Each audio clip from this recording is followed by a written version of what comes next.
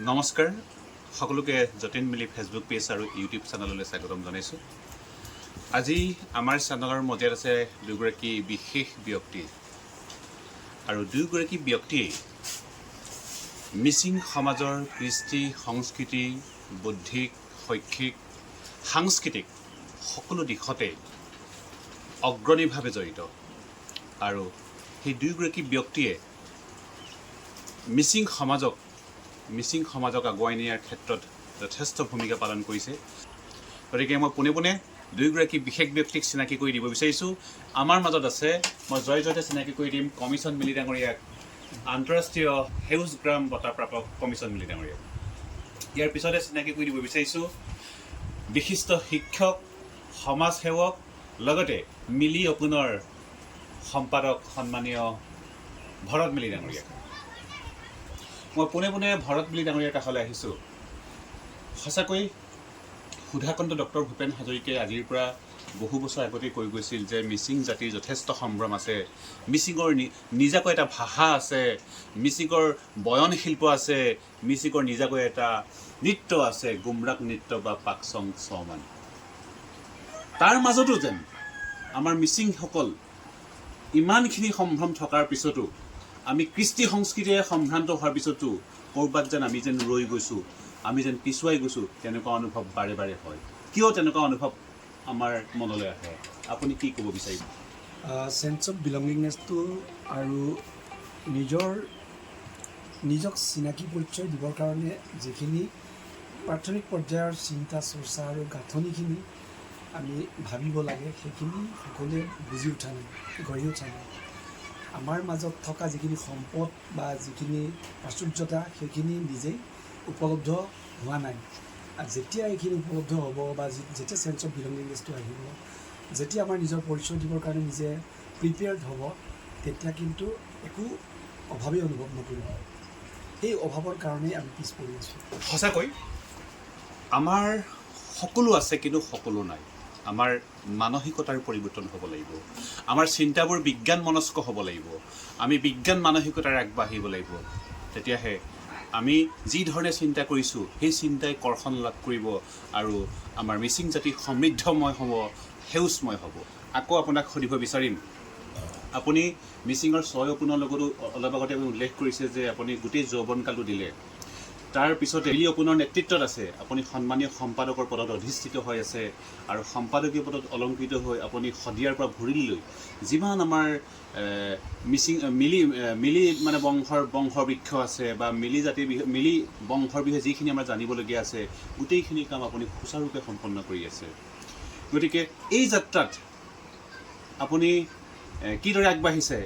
এই যাত্ৰা বৰ্ণময় নে, সুখময় নে, না এই যাত্ৰাত কিবা বিষাদ আছে, কষ্ট আছে? উচিতভাৱে বিশেষভাৱে এটা জাতিৰ নিজস্ব পৰিচয় গঢ়িবৰ কাৰণে আমি যিখিনি চেলেঞ্জ ফেচ কৰিব লাগে, সেই চেলেঞ্জ মই ফেচ কৰিছোঁ।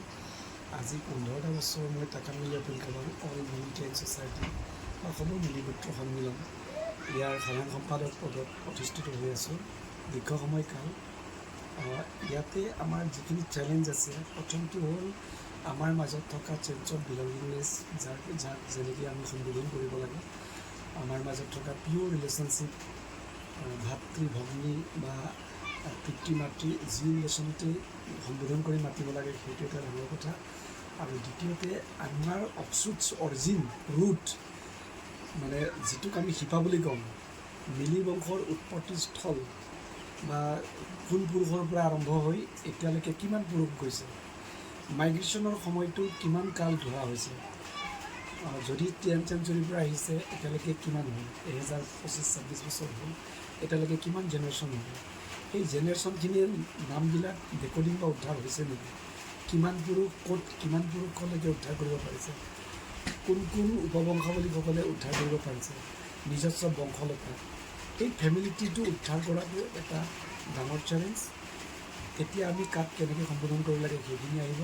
তাৰপিছত আৰ্থসামাজিক বিকাশ, মিলি বংশোদ্ভূত যিমান বংশধৰসকল বা প্ৰজন্মসকলক শিক্ষিত কৰি তুলিবৰ কাৰণে আৰ্থসামাজিক শিক্ষা দীক্ষা সকলো ফালৰ পৰা সক্ৰিয় কৰি তেওঁলোকক মানুহ হিচাপে গঢ়িবৰ কাৰণে এই সম্পদটো বিকাশ ঘাটন কৰিবৰ কাৰণে মই যিকোনো প্ৰচেষ্টা এইখিনি আমি কৰি আছোঁ। আমি শিপাক পাহৰি আচলতে আমি জীয়াই থাকিব নোৱাৰোঁ। আমাৰ যদি শিপা বা ৰুটছ নাথাকে তেন্তে আমি অস্তিত্বহীন। গতিকে নিজৰ অস্তিত্বক বিপদাপন্ন কৰাৰ পূৰ্বে আমি আচলতে অস্তিত্বক জীয়াই ৰখাৰ কাৰণে আমি চিন্তা কৰিব লাগিব, অস্তিত্বক আমি বৰ্তাই ৰখাৰ আমি চিন্তা কৰিব লাগিব। গতিকে আমাৰ সন্মানীয় সম্পাদক ডাঙৰীয়াই যিখিনি কথা উল্লেখ কৰিছে আমি মৰ্মে মৰ্মে উপলব্ধি কৰা উচিত। আপোনাৰ পৰা এটা অন্তিমটো প্ৰশ্ন, যিহেতু আগন্তুক দিনত মিলি অ'পেন কেবাঙৰ অধিৱেশনো আহি আছে গম পাইছোঁ, গতিকে বৰ্তমানলৈকে যিসকল আচলতে সন্নিৱিষ্ট হোৱা নাই তেখেতসকললৈ কি অনুৰোধ জনাব আচলতে এই চেনেলৰ জৰিয়তে? মই আজি সৌভাগ্যৰ কথা কি, আমি শিৱসাগৰৰ পৰা আহি আছোঁ, আপোনাৰ কথা ভাবি আহিছোঁ। টিয়ক সমষ্টিটোত বা টিয়ক এলেকাত যিমান মিলি পৰিয়াল আছে বা কাৱৈমাৰীত যিমান মিলি পৰিয়াল আছে, সমীপস্থ বনৰীয়া চাপৰি বা ইত্যাদি এই ওচৰৰ গাঁওসমূহৰ যিমান মিলি পৰিয়াল আছে সেই সকলোখিনি জনগাঁথনিখিনি জনা আৰু তেওঁলোকক জনগণনা কৰা, তেওঁলোকৰ বংশাৱলীটো উদ্ধাৰ কৰা, তেওঁলোকৰ ফেমিলিটো উদ্ধাৰ কৰা, তেওঁলোকৰ জীৱন পৰিক্ৰমাৰ যি ধৰণৰ চিত্ৰ বৰ্তমান আমি পাইছোঁ সেইখিনি জনা, এইখিনি উদ্ধাৰ কৰা, যাৰ কাৰণে সেই কামখিনি আপোনাক মই স্পষ্ট দায়িত্ব সহকাৰে আপোনাক ন্যস্ত কৰিবৰ কাৰণে সাধাৰণ সম্পাদক হিচাপে এইখিনিলৈ আহিছোঁ। আৰু তেতিয়াহে মই সন্তুষ্টি লভিম যেতিয়া সমগ্ৰ অসম অৰুণাচলৰ মিলি পৰিয়ালসকলক একত্ৰিত কৰিব পাৰিম।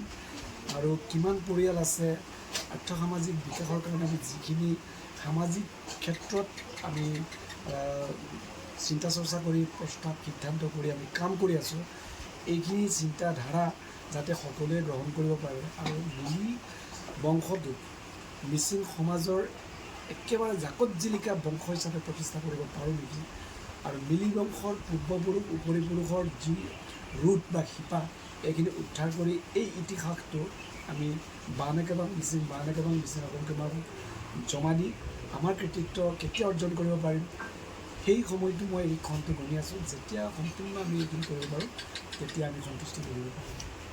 আৰু সেই সূত্ৰেই মই আপোনাৰ যতীন মিলি হিচাপে বুলিয়ে নহয়, মোক এগৰাকী ভাতৃ হিচাপে আৰু মিলি বংশৰ এগৰাকী গণ্যমান্য ব্যক্তি হিচাপে, এগৰাকী শিক্ষাবিদ হিচাপে, এগৰাকী কবি হিচাপে, এগৰাকী জনা বুজা বুদ্ধিজীৱী হিচাপে, সেই সমষ্টিৰ নেতৃস্থানীয় ব্যক্তি হিচাপে আপোনাক এই দায়িত্বটো অৰ্পণ কৰিম। ধন্যবাদ জনাইছোঁ প্ৰিয় শুভাকাংক্ষীসকল। ইতিমধ্যে আপোনালোকে শুনা পাইছে আজি আমাৰ মাজত আছে মিলি অ'পেন কেবাঙৰ সন্মানীয় সম্পাদক ভৰত মিলি ডাঙৰীয়া। আৰু তেখেতে ইতিমধ্যে যথেষ্ট তাৎপৰ্যপূৰ্ণ বক্তব্য আগবঢ়াইছে। কাৰণ আচলতে মিলি অ'পেনক জাকত জিলিকা কৰিবলৈ হ'লে আমি সকলো একত্ৰিত হ'ব লাগিব। আমি সন্মিলিত প্ৰচেষ্টাৰেহে এটা জাতিক আগুৱাই লৈ যাব পাৰি, এটা বংশক আগুৱাই লৈ যাব পাৰি। গতিকে মিলি জাতিক বা মিলি বংশক আগুৱাই লৈ যাবলৈ হ'লে আমি এক হ'ব লাগিব, সন্মিলিত প্ৰচেষ্টাৰে আগবাঢ়িব লাগিব। সঁচাকৈ ধন্যবাদ জনাইছোঁ।